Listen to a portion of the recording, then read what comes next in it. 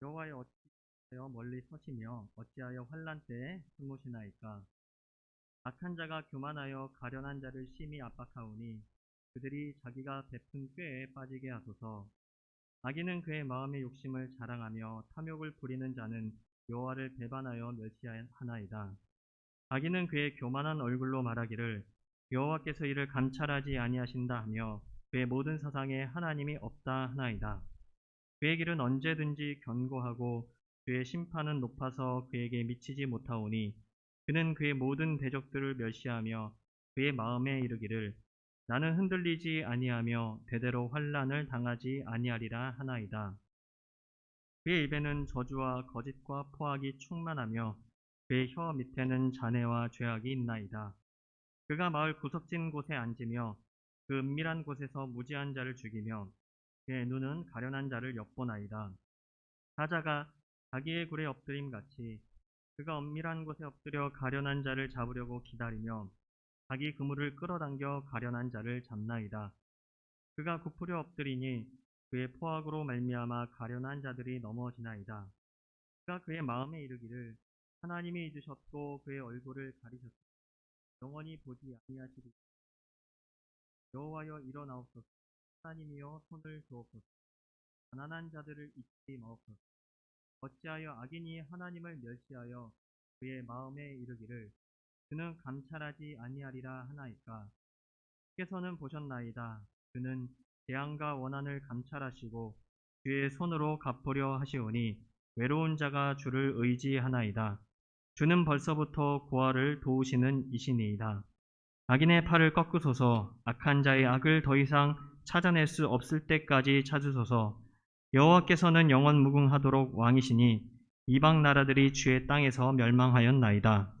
여호와여 주는 겸손한 자의 소원을 들으셨사오니 그들의 마음을 준비하시며 귀를 기울여 들으시고 고아와 압제당하는 자를 위하여 심판하사 세상에 속한 자가 다시는 위협하지 못하게 하시리이다. 아멘. 오늘 시편 말씀입니다. 우선 형식은 우리가 이제 내용을 보면 이 형식을 대강 추측할 수가 있는데 애가시입니다. 탄원시입니다. 우리 지난주에는 감사시였는데 찬양시 혹은 감사시였는데 이번엔 또 탄원시로 돌아가게 됩니다. 탄원시로 분류가 되는데요. 이 시는 이 탄원시에 5가지 요소가 있는데 이 5 요소가 다 들어가 있는 그런 시입니다. 처음에 이제 부름으로 시작해서 탄원 혹은 불평을 이제 하나님께 아뢰고 이제 간구하면서 또 신뢰를 고백하고 마지막으로 찬양이라는 이 탄원시의 5가지 요소를 모두 갖추고 있는데요. 어떤 상황에서 쓰여졌냐면 어떤 상황인지는 구체적으로는 알 수는 없지만 이 시인이 악인에게 박해를 받고 시련을 당하여 위기에 처해 있는 상황에서 주님께 하나님께 도움을 구하고 있는 상황이라고 보시면 되겠습니다. 이걸 염두에 두고 시편의 구절을 이제 좀 살펴보면 학자마다 조금씩 다 다른데 제가 보기에는 이게 가장 그래도 좀 낫겠다 싶어서 구절을 이렇게 3단락으로 나누어 봤는데요. 하나님을 향한 부름과 탄원, 하나님을 부르고 개인적인 어떤 탄원 또 하나님 앞에 아뢰는 것들 그런 걸 이야기하고 그 다음에 간구와 신뢰 고백 12절에서부터 15절 하나님을 향한 그 신뢰를 고백하는 그런 간구가 있고요. 마지막으로 하나님을 찬양하는 것으로 이 시가 마치게 됩니다. 보통 그렇습니다. 보통 어려움을 토로하다가 나중에는 어떻게 끝나게 되죠? 하나님 향한 신뢰를 고백하고 이제 찬양으로 넘어가게 되는 거죠. 네. 이렇게 이런 흐름으로 가게 됩니다. 구체적인 내용을 살펴보면 이제 1절부터 살펴볼 텐데요. 제가 넘어가는 구절들은 이제 내용상 그렇게 깊이 다룰 수는 없기 때문에 그냥 넘어가는 거고요. 자, 1절부터 살펴보겠습니다. 이 시는 어떻게 시작을 하냐면 여호와여 어찌하여 환난 때 숨으시나이까? 라는 질문으로 시작됩니다. 1절을 보실까요? 1절. 우리 다 함께 읽겠습니다. 시작. 여호와여 어찌하여 멀리 서시며 어찌하여 환난 때 숨으시나이까? 좀 독특하게 시작을 합니다. 여호와여 어찌하여 환난 때 숨으십니까? 어려움을 당하고 있는데 하나님이 어떻게 한 것처럼 느껴지는 건가요? 숨어 계시는 것처럼, 뭔가 하나도 도와주시지 않는 것처럼 느껴서 이제 이렇게 이 시인이 고백을 하는 건데, 이 질문은요, 독특하게 우리가 전에 살펴본 그 시편 9편에 보면 이런 말씀이 있어요. 9편 9절 보시면 여호와는 환난 때 요새, 그러니까 피난처이시로다라는 고백, 이 시인의 고백에 대한 반문입니다. 그러니까 피난처시면은 도와주셔야 되는데, 뭔가 피할 그런 길을 내셔야 되는데 숨어 계신 것처럼 느껴지는 그런 고백인 거죠. 여기서 이제 시인은 뭘 느끼냐면 하나님께 이제 탄원하며 시작하면서 하나님이 멀리 서 계시다고 느끼는 거예요. 지금 상황이 뭔가 되게 어려운 상황입니다. 그러니까 자신의 어떤 불행도 있지만 그 불행 자체보다 하나님과의 이런 괴리감을 더 심각하게 생각하면서 지금 부르짖고 있는 것입니다. 그러니까 다시 말해서 하나님의 그런 부재, 하나님이 계시지 않는 것을 문제 삼고 있는 거죠. 지금 시인은 하나님께서 돌보시는 것을 확인할 수가 없는 거예요. 그래서 모든 불행의 원인이 지금 어디에 있다고 고백을 하게 되냐면 하나님의 무관심, 또 숨으심이라고 고백을 하면서 이 시가 시작이 됩니다. 그러면서 시인은 자신이 당하고 있는 그런 어려움들을 토로하는데, 특별히 이제 악인들이 어떻게 이제 교만한 악인들이 교만하게 행동을 하고 있는지 하나님께 이제 탄원을 하기 시작하는데요. 2절부터 11절에서 이 악한 자에 대해서 이야기를 합니다. 2절을 보시면 악한 자가 교만하여 가련한 자를 심히 압박하오니 그들이 자기가 베푼 꾀에 빠지게 하소서라고 이렇게 고백을 하는데, 이렇게 탄원하는데, 여기서 이제 악한 자가 교만하여 가련한 자를 심히 압박하고 있다라고 이야기하는데, 여기서 이제 가련한 자는 시인으로 보셔도 됩니다. 여기서 먼저 교만은 무슨 뜻이냐면 자신은 손해보지 않고 약자를 괴롭힐 수 있다고 생각하는 것, 혹은 하나님의 심판을 받지 않고 약자를 착취할 수 있다라고 생각하는 것을 이야기합니다.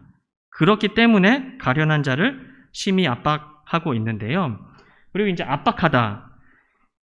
압박하다라는 것은 이제 제가 이제 나름 의역을 해서 이렇게 뜻을 적어봤는데, 압박한다는 그냥 뭐 부담감을 준다 이런 수준이 아니라, 보시면 불을 붙여서 타버리게 할 정도로 괴롭히다. 사람이 화상 입으면 엄청 쓰라리잖아요. 되게 아픈데, 그러니까 불을 붙여서 타버리게 할 정도, 거의 죽일 정도로 괴롭히는 것을 의미합니다. 이렇게 이제 되고요. 또 악인들이 어떤 행동을 하냐면 자신의 탐욕을 자랑하면서 여호와 하나님을 멸시하기도 합니다. 3절을 보시겠습니다. 3절, 악인은 그의 마음에 욕심을 자랑하며 탐욕을 부리는 자는 여호와를 배반하여 멸시하나이다. 악인들이 자신의 그런 마음의 욕심을 자랑하는데, 악인들이 이게 왜 이게 자신의 탐욕을 자랑할 수 있냐면요, 자신들이 부리는 그 탐욕스러운 욕심들을 실제로 이루기 때문에, 자신의 욕심을 자랑하고 있습니다. 또 악인들은, 이 4절이 또 굉장히 중요한 말씀인데, 더 나아가서 악인들은 또 어떻게 생각을 하게 되냐면 하나님은 감찰하지 않으신다고 말하고 하나님이 없다라고 그렇게 생각을 합니다. 4절 보실까요? 악인은 그의 교만한 얼굴로 말하기를 여호와께서 이를 감찰하지 아니하신다 하며 그의 모든 사상에 하나님이 없다 하나이다. 이 감찰하다라는 뜻은 본래 찾다라는 의미인데, 여기서는 벌하다라는 그런 뜻으로 사용됐습니다. 그러니까 악인들은 어떻게 생각하냐면 하나님이 벌하지 않는다라고 그렇게 생각을 하고, 더 나아가서 하나님이 없다라고 이렇게 생각을 하고 있습니다.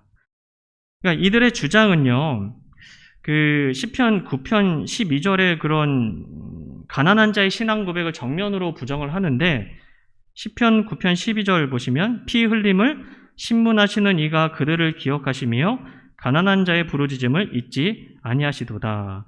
그러니까 악인들은 시편 9편에서는 피 흘림을 신문하시는 이가 하나님이라고 그렇게 고백을 하는데, 악인들은 어떻게 생각하는 거죠? 반대로 그런 것들은 전혀 하나님이 벌하시지 않는다라고 그렇게 생각하고 있다라는 거죠.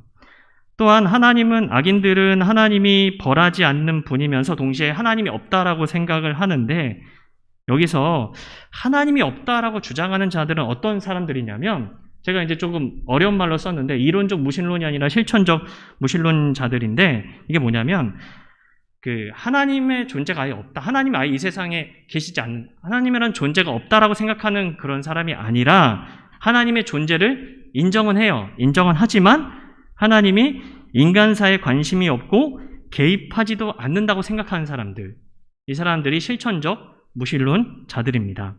그러니까 하나님이 계셔. 이거는 알겠는데 그 하나님이 우리 인생사에 개입하시지 않는다. 전혀 상관없다라고 그렇게 생각하며 살아가는 사람들, 이런 사람들이 실천적 무신론자들입니다. 이게 그렇게 생각하는 이유가 뭐냐면 스스로 그렇게 폭력을 가하고 악을 행해도 스스로 잘 나가고 있으니까 하나님의 심판이 여전히 이제 자기들의 그런 삶에는 문제가 없는 것 같이 보이거든요. 그래서 하나님의 심판이 자신들에게 미치지 않는다고 여기는 것이죠. 교회 안에도 하나님의 존재를 인정하지만 내 삶에 하나님이 개입하시지 않는다라고 생각하면 어떤 자들이에요? 실천적 무신론자들입니다. 이게 악인들이에요, 악인들. 네. 그렇죠? 따라서 이들은 잘 나가고 있고 하나님의 심판이 자신들에게 미치지 않는다고 여기니까 어떻게 또 이제 고백을 하게 되냐면 더 기고만장해진 채로 나는 흔들리지 아니하며 대대로 환난을 당하지 아니하리라고 그렇게 확신을 하는데 5절 6절을 한번 보실까요? 5절 6절. 5절 6절을 제가 읽겠습니다. 그의 길은 언제든지 견고하고 주의 심판은 높아서 그에게 미치지 못하오니 그는 그의 모든 대적들을 멸시하며 그의 마음에 이르기를 나는 흔들리지 아니하며 대대로 환난을 당하지 아니하리라 하나이다. 이렇게 이제 기고만장해진 채로 그렇게 생각을 하고 확신을 한다라는 거죠.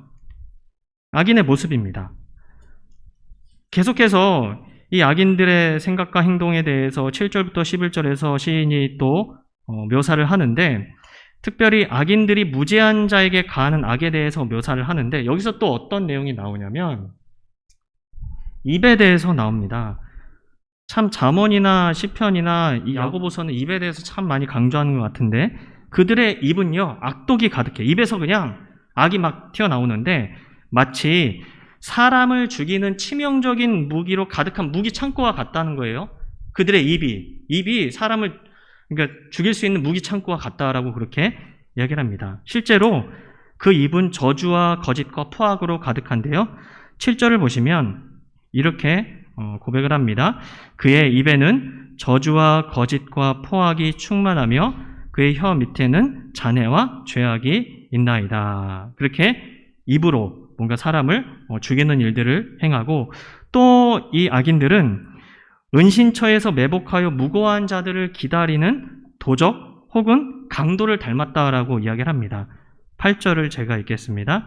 그가 마을 구석진 곳에 앉으며 그 은밀한 곳에서 무죄한 자를 죽이며 그의 눈은 가련한 자를 엿보나이다. 이렇게 묘사를 하고 있고 또 악인들은 숨어서 기다리고 있는 굶주린 사자와 같고 가련한 자들, 가난한 이들을 사로잡기 위해서 그물을 설치하는 사냥꾼 같다라고 또 이야기를 합니다. 죄 없는 불쌍한 사람들은 이들이 휘두르는 폭력의 먹잇감이 되게 되는데요. 9절 10절을 한번 보시겠습니다. 9절 10절 제가 읽겠습니다.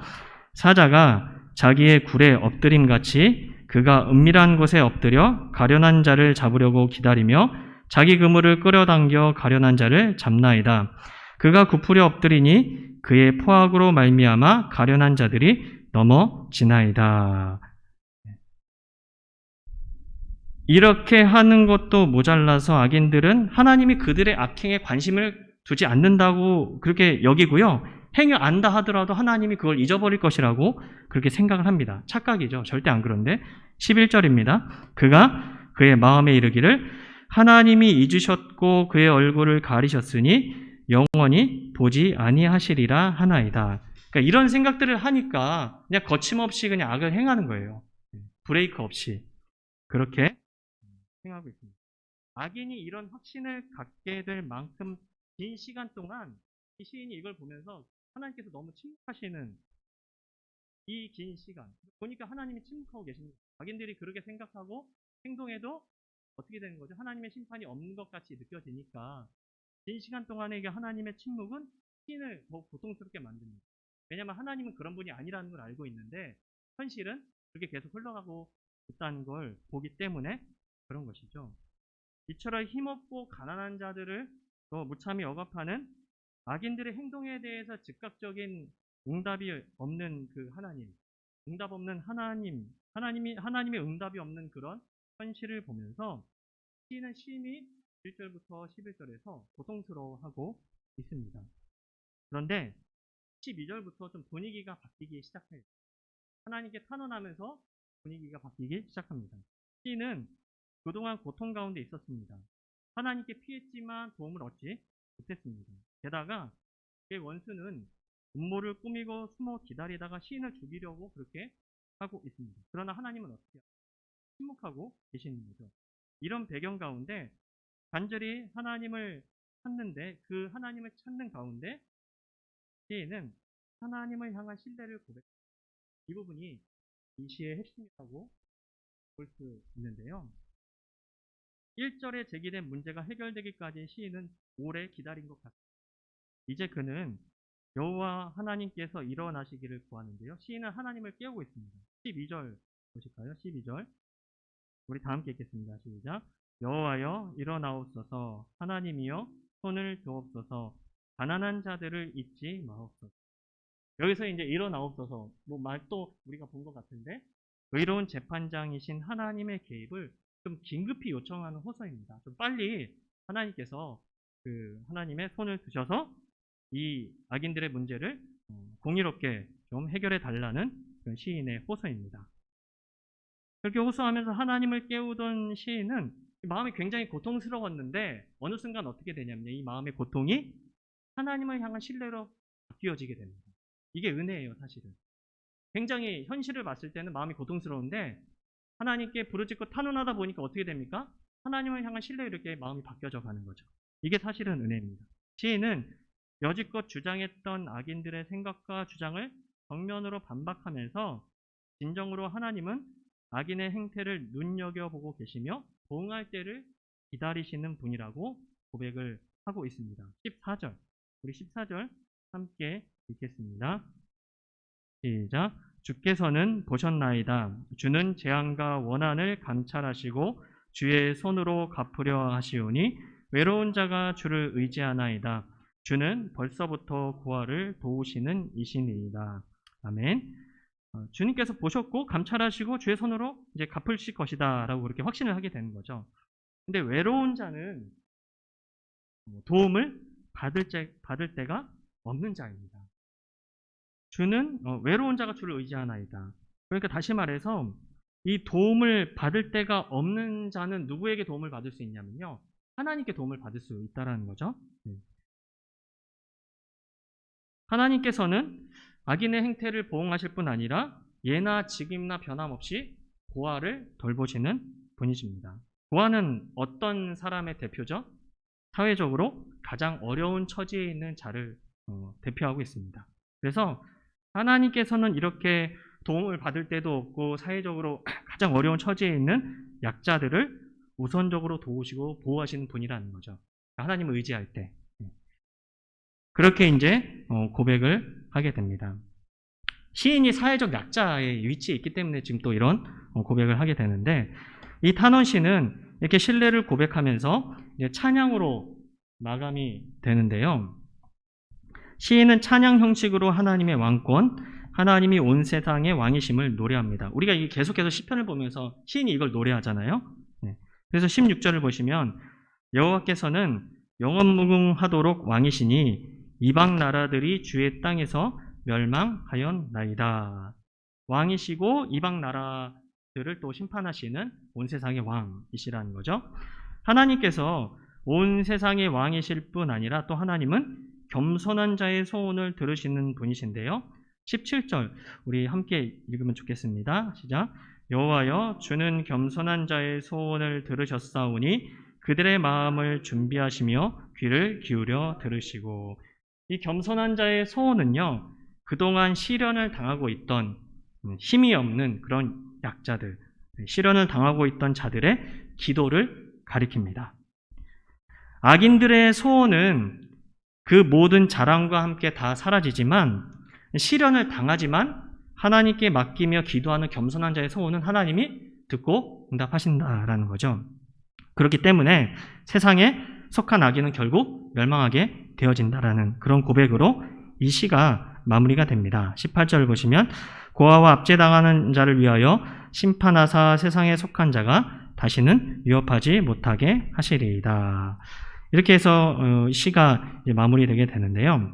저는 이 시를 보면서 한 두 가지 정도를 좀 기억하고 기도했으면 좋겠다라는 생각을 하게 되는데, 첫째는 하나님은 감찰하시며 모든 인생사에 개입하시는 분이라는 이런 진리입니다. 우리 하나님은 세상에서 일어나고 있는 모든 일을 하나도 빠짐없이 감찰하고 계십니다. 그 모든 일 속에 내가 행하는 일도 포함이 되죠. 사실 내가 행하는 모든 일도 포함됩니다. 때로는 하나님이 계시지 않는 것 같은 상황이 눈앞에 펼쳐집니다. 그러나 이런 상황이 있다고 해서 하나님이 내 삶에 개입하시지 않는다라고 생각해서는 안 된다라는 거죠. 이런 사실을 무시하는 악인들은 무죄한 자를 억압하지만 하나님은 적절한 때를 사실 기다리고 계십니다. 심판의 때를 기다리고 계십니다. 그러니까 때가 되면 하나님께서 악인들에게는 반드시 심판의 칼을 들고 악인들을 심판하시고 멸망시키실 것이고, 하나님을 겸손히 의지하는 자들의 소원에 응답하십니다. 그 때가 사실 있다라는 거죠. 그래서 이 진리를 어느 순간에도 우리가 좀 잊지 않고 어떤 어려움을 당할 때 감찰하시는 하나님께 맡기며 살아가는 우리가 되었으면 좋겠습니다. 이 첫 번째는 요거를 좀 기억했으면 좋겠고요. 두 번째는 기도 가운데 하나님에 대한 확고한 신뢰를 회복하고 찬양할 수 있어야 되겠다라는 생각을 좀 하게 됐습니다. 시편의 저자는요, 1절부터 11절에 걸쳐서 장황하게 하나님께 탄원을 올립니다. 그러니까 시인은 가련한 자, 외로운 자, 또 고아들을 억압하면서 하나님의 도우심을 구하는 일을 조롱하고 있는 악인의 모습에 절망을 합니다. 그때 이제 조롱하는 사람들이 하는 특징이 뭐냐면 하나님이 어디 계시냐, 살아 계시냐 이렇게 조롱하거든요. 그런 모습에 절망하는데, 이 시인은 이들을 향한 심판이 속히 이르기를 간구하지만 하나님의 응답은 지칠 정도로 참 더딘 상황이었습니다. 하지만 시인은 결국 어떻게 되죠? 기도 가운데 하나님에 대한 확고한 신뢰를 회복하고 찬양하게 됩니다. 우리의 기도를 좀 살펴보면서 그냥 하나님 그냥 이렇습니다 하고 그냥 끝나버리는 기도는 아닌지, 기도하면서 진심으로 하나님을 향한 그런 신뢰가 생겨나는지 우리의 기도를 한번 좀 살펴보았으면 좋겠습니다. 그러니까 기도를 마무리할 때쯤에 진심으로 좀 찬양이 터져 나오는지, 하나님 감사합니다, 우리가 좀 우리의 마음을 살펴보았으면 좋겠습니다. 힘들고 어려운 상황에서 기도할 때 하나님을 향한 그런 신뢰의 고백을 진심으로 할 수 있다면요, 그 기도는 이미 응답받은 것입니다. 우리의 기도가 고통으로 시작되었어도 마무리할 때 찬양과 감사로 바뀌도록 성령의 도우심을 구했으면 좋겠습니다. 그렇게 기도하는 우리 모두가 되었으면 좋겠습니다. 오늘 말씀을 통해서 이 깨달은 내용들을 붙들고 교회 기도 제목과 함께 기도하면서 하나님께 나아가는 좋은 우리에게 모든 성도님들이 되시기를 간절히 소원합니다. 기도하시겠습니다. 하나님 감사합니다. 주님, 시인의 고백을 보면서 참 시인이 때로는 하나님이 계시지 않는 것 같은 너무나 어려운 그런 처지에 있었지만, 그러나 기도하며 하나님 앞에 나아갈 때 하나님을 향한 그 신뢰를 고백하고 더 나아가 하나님께 찬양하며 감사하는 이 시인의 모습을 보면서 우리가 그렇게 기도할 수 있도록 주님 도와주시옵소서. 하나님, 우리가 하나님을 신뢰하며 나아갈 때 하나님의 일하심을 바라보게 하여 주옵시고, 하나님께서 반드시 우리 모든 인생을 감찰하시는 분, 또한 주님께서 개입하시는 분이심을 날마다 고백하며 또 주님을 의지하며 나아갈 수 있는 우리의 모습이 되게 하여 주옵소서. 약자들을 돌보시는 하나님, 힘이 없고 또 정말 사람에게 도움을 구할 수 없는 그런 자들을 도우시는 하나님 앞에 우리 모든 마음을 들여 기도할 수 있도록 도와주시옵소서. 감사드리며 우리를 구원하신 우리 주 예수 그리스도의 이름으로 기도합니다. 아멘. 주기도문 하겠습니다. 하늘에 계신 우리 아버지여, 이름이 거룩히 여김을 받으시오며 나라가 임하시오며 뜻이 하늘에서 이루어진 것 같이 땅에서도 이루어지이다. 오늘 우리에게 일용할 양식을 주시옵고 우리가 우리에게 죄 지은 자를 사하여 준 것 같이 우리 죄를 사하여 주시옵고 우리를 시험에 들게 하지 마시옵고 다만 악에서 구하시옵소서. 나라와 권세와 영광의 아버지께 영원히 있사옵나이다. 아멘. 기도하며 나아가겠습니다. 하나님 아버지 감사합니다. 주님의 은혜 가운데 세우주셔서 아버지의 시간 주님 앞에 기도하며 나아갈 때 모든 것을 다 보시며 감찰하시는 하나님 앞에 나아갈 수 있도록 주님 도와주시고 하나님 우리 어떤 상황과 어떤 환경 속에서도 모든 인생사에 개입하시는 그